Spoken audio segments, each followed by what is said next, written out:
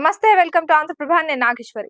హనుమాన్ శోభాయాత్రలో ఉద్రిక్తత చోటు చేసుకుంది. శనివారం రాత్రి కరీంనగర్ జిల్లా కేంద్రంలోని సివిల్ ఆసుపత్రి ఎదురుగా గల హనుమాన్ దేవాలయం నుండి గాంధీ రోడ్లోని హనుమాన్ దేవాలయం వరకు హనుమాన్ శోభాయాత్ర ప్రారంభించారు.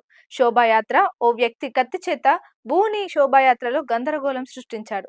సమాచారం అందుకున్న పోలీసులు ఆ వ్యక్తిని అదుపులోకి తీసుకున్న వ్యక్తిని తమకు అప్పగించాలని హనుమాన్ దీక్షపరులు ఆందోళనకు దిగారు. ఈ క్రమంలో హనుమాన్ దీక్షపరులు పోలీస్ పెట్రో కార్ అద్దాలను ధ్వంసం చేశారు. పరిస్థితి చేయి దాటకుండా ఉండేందుకు దీక్షపరులను పోలీసులు అదుపులోకి తీసుకున్నారు. సమాచారం అందుకున్న బీజేపీ నాయకులు 3 టౌన్ ఎదుట బైఠాయించారు.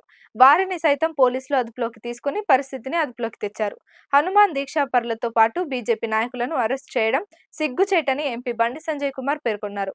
పోలీసులు మాలదారులను బూతులు తిట్టడం సరైనది కాదని, పోలీస్ అధికారులపై కఠిన చర్యలు తీసుకోవాలని డిమాండ్ చేశారు.